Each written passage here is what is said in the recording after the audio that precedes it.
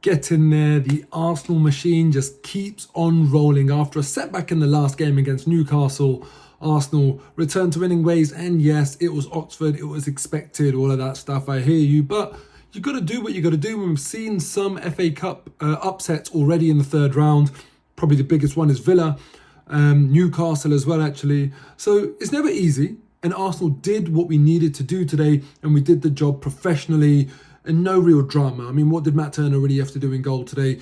Not much. So I know a lot of people, they often want more, some complaints at halftime that I'm seeing on social media, that sort of thing. But the reality is, Arsenal were very, very professional today. But before I get into the game, I'm just going to say about the whole No More Red campaign. It's a brilliant initiative. Really, really like it. The fact that Arsenal are doing this. It's, you know, when you think about the fact that Arsenal are doing this, you question, like, other Premier League teams, other big teams, how often do you see them taking as much effort with something like this, literally changing the kit that they're playing in to do something and raise awareness for what is an unbelievably important cause. Unfortunately, in England, way too often you hear about knife crime, and way too often that is in London. So Arsenal being a club in London with so much influence, so many people who see the stuff that comes out of the club, massively important that the club do something about this issue, and I love to see it. I think it's a really, really great initiative. The one thing though, and my good friend Bob pointed this out as well, please put the names on the back of the shirt. It's so weird to see, and I feel like I'm watching something from the 70s again where they didn't even bother doing that. It's just so weird to see players' names not on the back of the shirt. It doesn't have to be red, just do a black outline you do like you do with the Fly Emirates logo. Anyway, minor, not a big deal. Let's get on to the game. First person I want to talk about, Fabio Vieira, because after our very, very frustrating game against Newcastle where we drew 0-0, I was asking the question, look, I know we don't have the most deep bench in the world in terms of people to bring on, but Fabio Vieira, surely he showed us today, straight after the Newcastle game where he didn't get the manager's trust to have any minutes on the pitch, surely he showed today that I know it's different level of opposition, but he's got something about him that actually could unlock a defence. And this is why I just refuse to accept people that say to me he's not ready, he wasn't ready for the Newcastle game, it was too physical for him. FA Cup ties are physical games. That's basically what lower league opposition teams, that's their entire game plan, is to be physical. And Vieira started this one from the start. Now, I'm not saying that he should have played 90 minutes against Newcastle. I'm saying 10 minutes. He's been at the club for 6.5 months. That's enough time for him to be trusted with 10 minutes of Premier League game time at home in a game where we had 67% possession. It's not like we're having to battle for the ball too much. Anyway, today I was really, really happy with him. I was very happy with his delivery. And for that El Neni header or shoulder, I'm not really sure what part of El Neni it came off, but massively happy for El Neni that he got his goal. He was clearly chuffed to bits as well. But that delivery, there's certain players who you watch in the top flight of whatever league, and they've just got that ability to put balls in that you just can't defend. And some players will take a corner and they'll just aim it into an area. But players like Kevin De Bruyne, obviously James Ward-Prowse for Southampton, and Fabio Vieira for Arsenal, they've got that ability to arc that ball in, to curl it in such a way that by the time it goes into that danger area, it's going parallel to the 6-yard box, to the 6-yard line.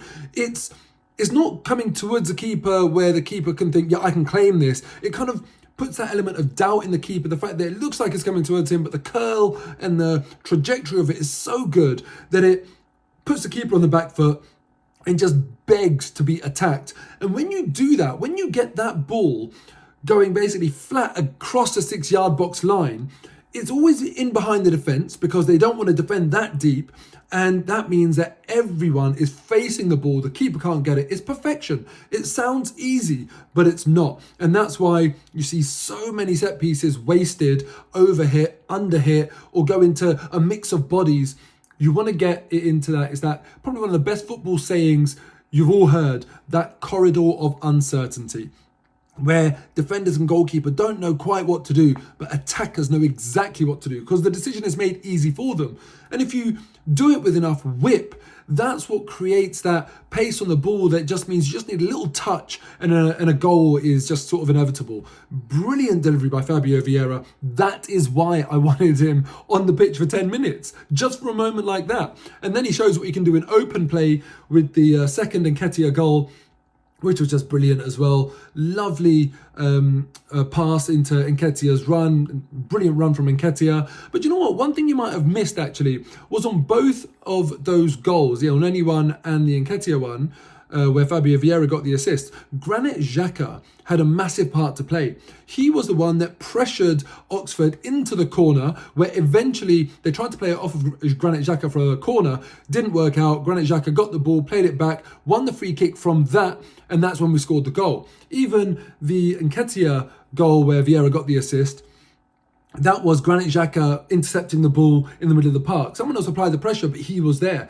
He came on as a sub, and in a very unglamorous way, he made the difference, and he deserves credit for that. So, love to see that. Lovely to see Emil Smith-Rowe back, but clearly very rusty, and listen, it's going to be that way. He's one hell of a player, though. I'm just very, very happy to see him back. And the other one, Eddie Nketiah, that we have to talk about today. Listen, man, Eddie Nketiah in the box, when he gets chances, he's lethal. He is brilliant. And do you know what he's shown me since Gabriel Jesus has been out? Is that he can do the rest of it as well. No one can really turn around and say Eddie Nketiah's all-round game hasn't been good enough. He's been brilliant. And do you know what? Since the World Cup has finished and Jesus has been injured, we haven't missed him. That's a massive, massive compliment to Eddie Nketiah. Long may it continue as long as Jesus is out, and hopefully Nketiah's form will drive Jesus to be even better because they need that healthy competition.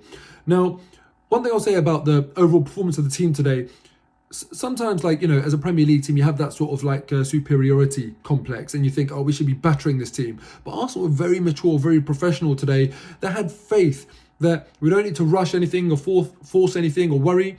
Our quality, our conditioning as well in terms of physical conditioning, and also our options on the bench, all of these things will come into fruition in the second half and make sure we win the game. And that's exactly what happened. I was really happy to see that Arsenal didn't get too panicked or try and rush anything too much. It was a really accomplished display against lower league. It doesn't matter if you go in at half time, you know, it's about the full-time score that counts, and Arsenal did it perfectly.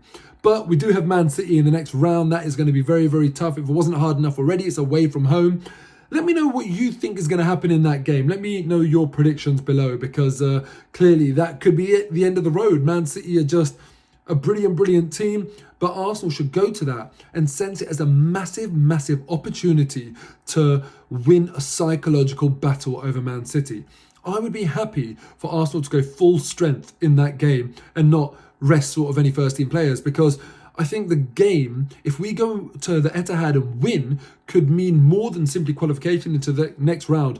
We could be laying a real marker down to Man City that actually we are properly going to compete for the title for the rest of the season, rather than them thinking, do you know what, we're better than these and beating us easily, and maybe that sort of doubt creeping into Arsenal's mind. Anyway, that's it from me. You can catch my 5 at 5 tomorrow at 5 p.m. and up the Arsenal, doing brilliantly.